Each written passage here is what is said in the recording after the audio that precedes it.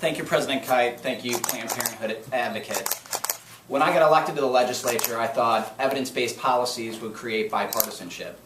As a healthcare attorney, I represent doctors in almost every state in the United States, doing their business work, negotiating their agreements, making sure that they're able to keep their license in their state and provide sound, medically and scientifically appropriate care to the patients they see. The legislation that we've seen in the legislature, signed into law by Governor Kasich, has the uniform opposition of the healthcare community.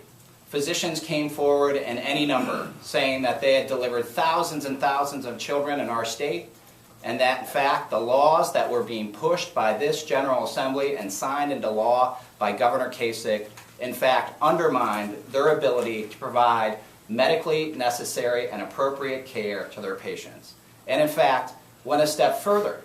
The obstetricians and gynecologists of this state said, but for Planned Parenthood, we would not be able to provide the sorts of care that women should have in this state, deserve, demand, and enable them to lead lives where they can work and look out for their families.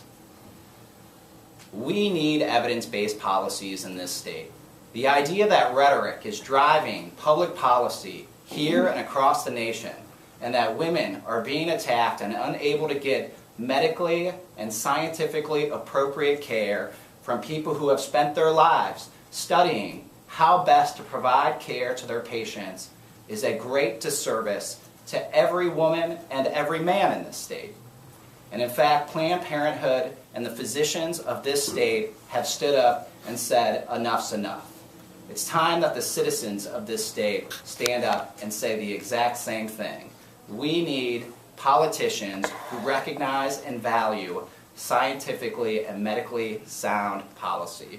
And this ticket, from the top all the way to the bottom, appreciates and values the fact that medical science is not our enemy, but in fact one of the greatest allies that we all have in our fight to live our own American dreams. Thank you very much.